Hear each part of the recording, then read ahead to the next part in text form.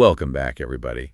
It's amazing to think we've reached our final deep dive into the fascinating world of cannabinoid science. We've certainly come a long way, haven't we? We have. From those early days of unpacking the secrets of CB1 and CB2 to exploring the complexities of the entourage effect, we've really covered some incredible ground. Absolutely. And of course, none of this would have been possible without you, our amazing listeners, joining us every step of the way. Instead of revisiting past research today, we're going to do something a little bit different. We're going to shift gears a bit and look ahead to the future. Ooh, I like that. Looking ahead to the future, what do you mean?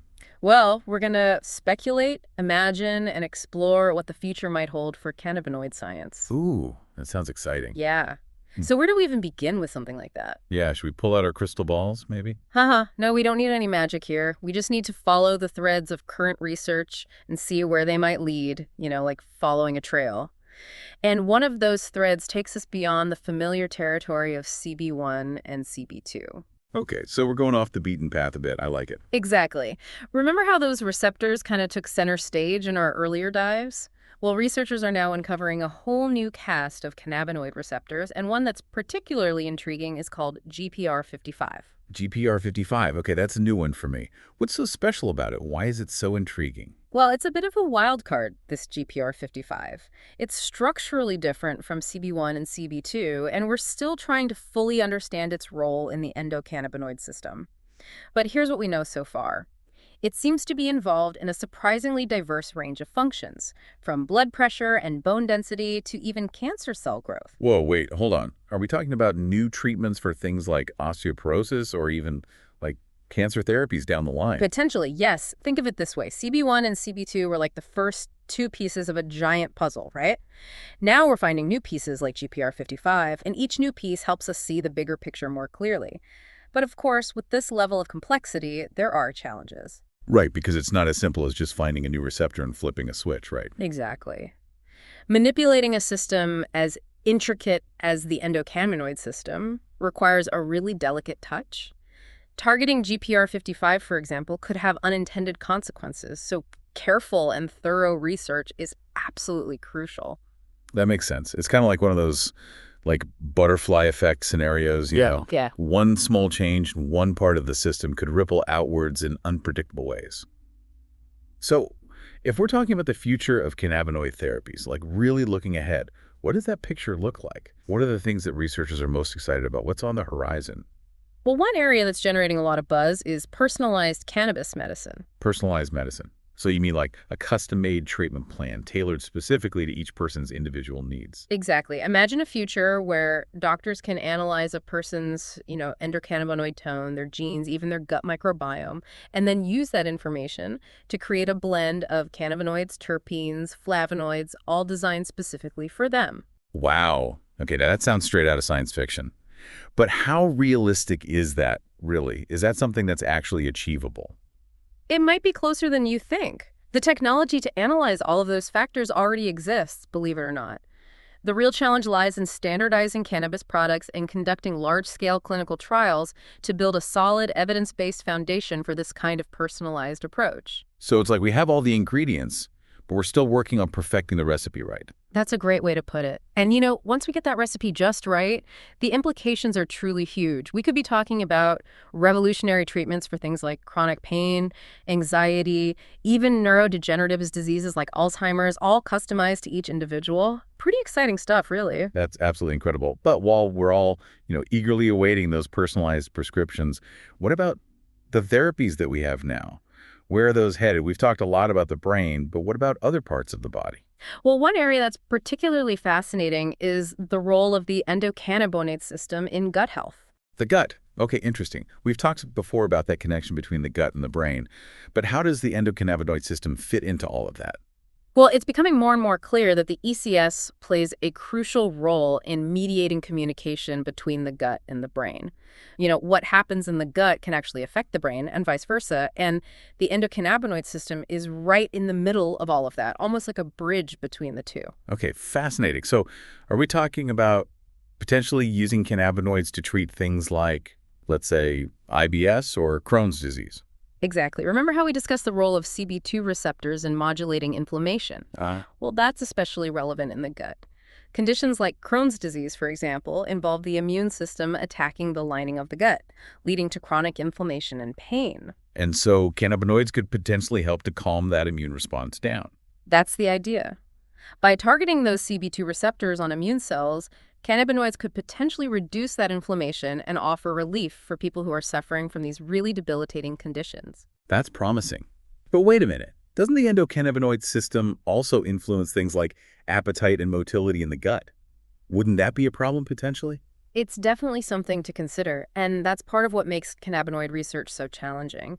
The effects aren't always straightforward. For example, with IBS, where gut motility is a key issue, cannabinoids can actually have dual effects. Sometimes they can speed things up, and sometimes they can slow things down. So it's like a balancing act then, right?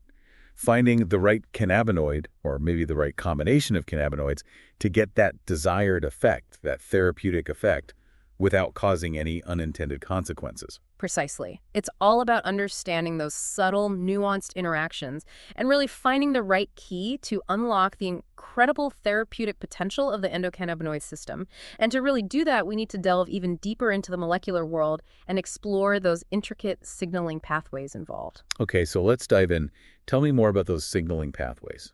All right, so to grasp how cannabinoids work at that molecular level, we need to zoom in and really appreciate this intricate dance of signals that's happening inside our cells. Think of it this way.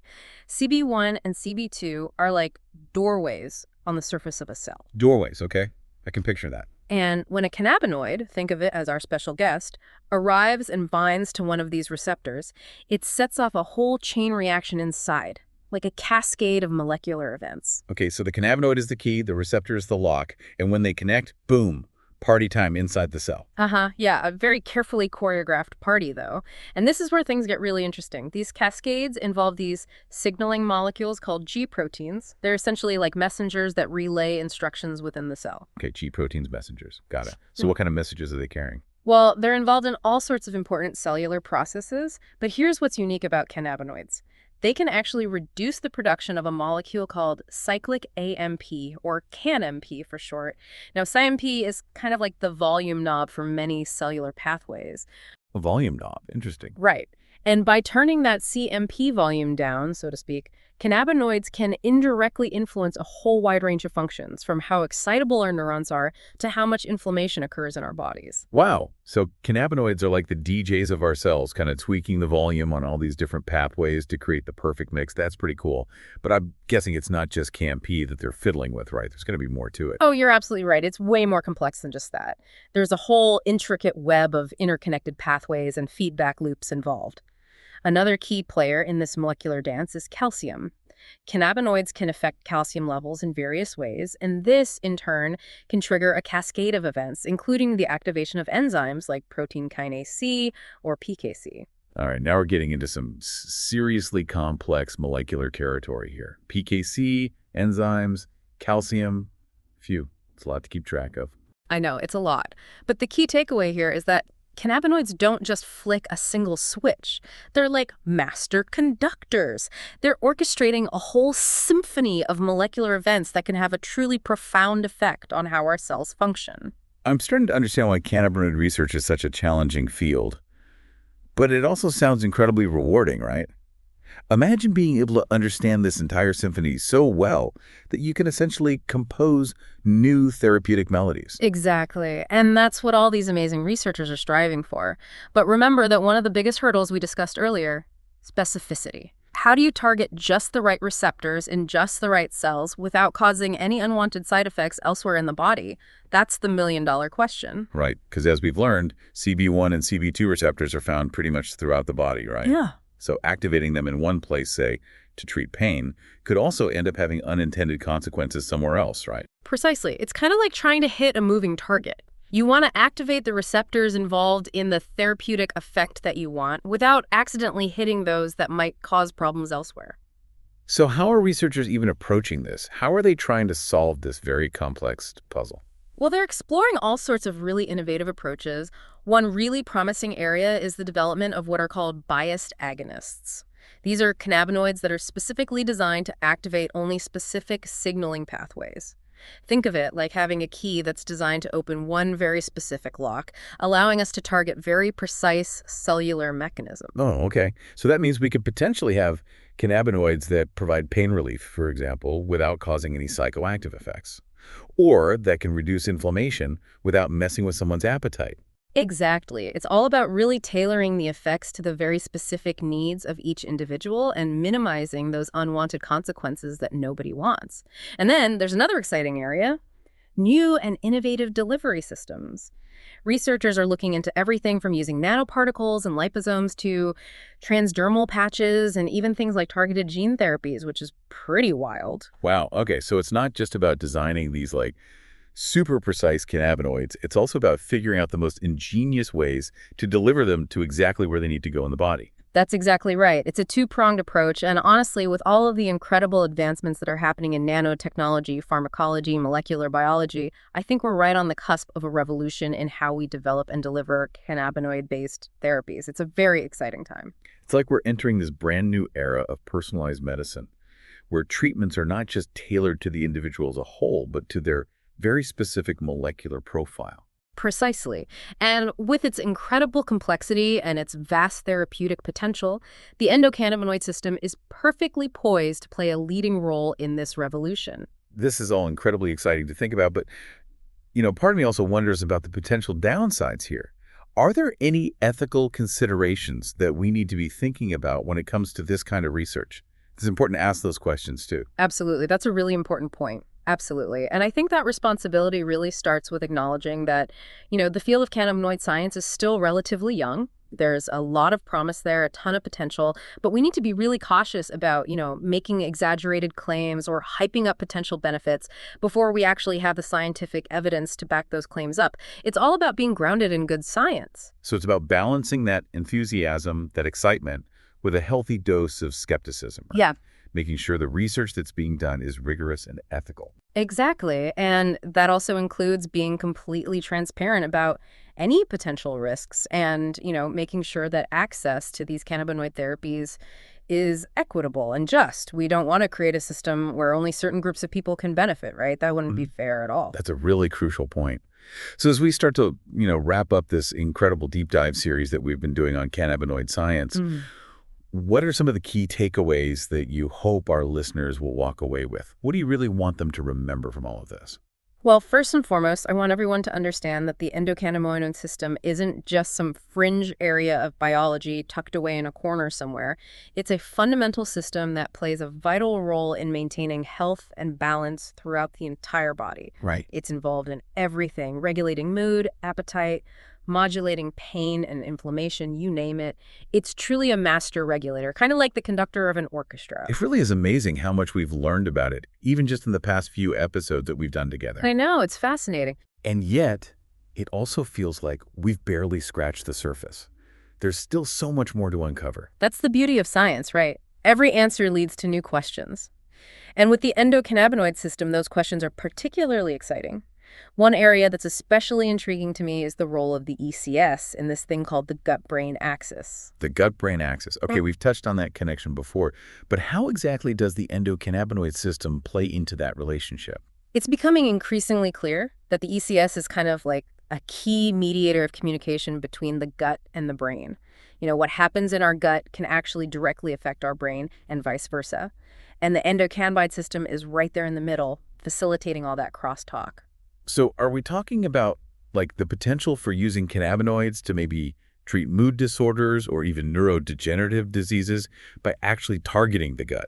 It's definitely a possibility. And the potential implications go even beyond the brain, too. That gut-brain connection is also implicated in things like autoimmune conditions and even some types of cancer. It's all connected. It seems like the gut is becoming this,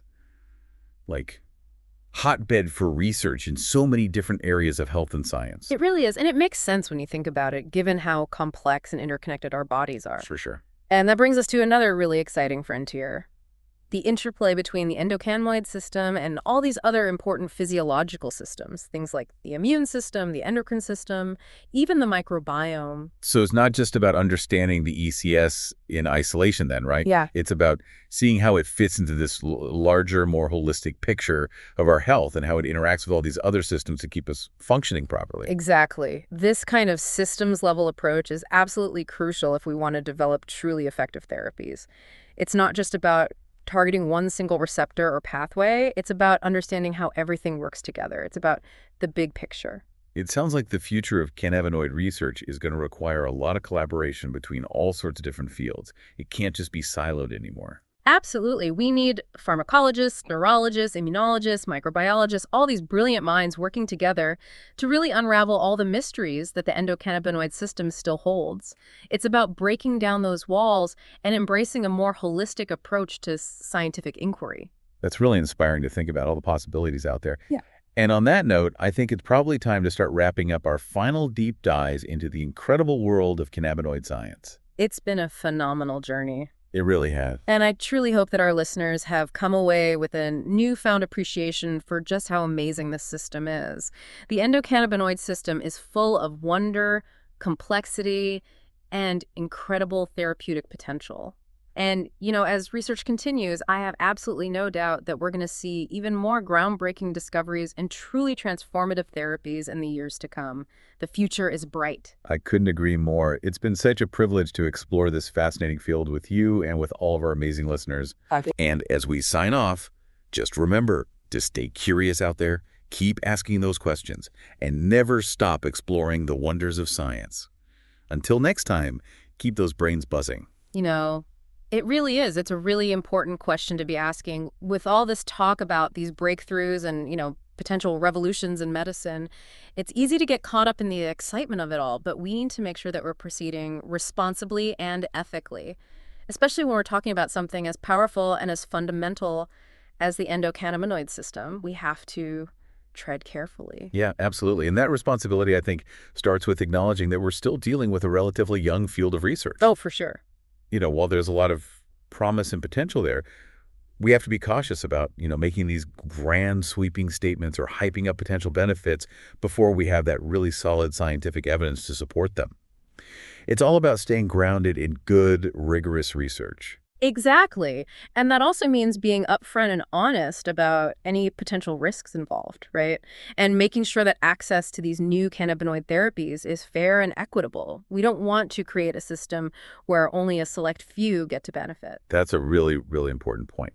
So as we wrap up this incredible deep dive series on cannabinoid science, what are some of the key takeaways that you hope our listeners will remember? What are those big picture ideas that you want them to walk away with? Well, more than anything, I want everyone listening to understand that the endocannabinoid system isn't just some obscure niche area of biology. It's a fundamental system that plays a vital role in maintaining health and balance throughout the entire body. Right. It's not just some sideshow. It's a main event. Exactly. It's involved in everything from regulating mood and appetite to modulating pain and inflammation. I mean, you name it. The ECS is probably involved in some way. It truly is a master regulator. It's incredible how much we've learned about it just in these past few deep dives, Yeah, it's fascinating. And yet, it still feels like we've only just begun to scratch the surface of what there is to know. That's the beauty of science, isn't it? Every answer we find just leads to more questions. And with the endocannabinoid system, those questions are particularly exciting. One area I'm really interested in is the role of the ECS in what's called the gut-brain axis. The gut-brain axis. Okay, we've touched on that connection before. But how does the endocannabinoid system fit into that relationship? What's its role? Well, it's becoming clearer and clearer that the ECS is a key player in mediating communication between the gut and the brain. What happens in our gut can have a direct impact on our brain, and vice versa, and the endocannabinoid system is right there facilitating that communication. So are we talking about the possibility of using cannabinoids to treat, let's say, mood disorders or maybe even neurodegenerative diseases by actually targeting the gut? It's definitely within the realm of possibility, and the implications go even beyond the brain, too. That gut-brain connection is implicated in things like autoimmune conditions and even some types of cancer. It's all interconnected. Wow. It really seems like the gut is becoming this, central focus for research in so many different areas of health these days. It really is, which makes sense when you consider how complex and interconnected our bodies really are.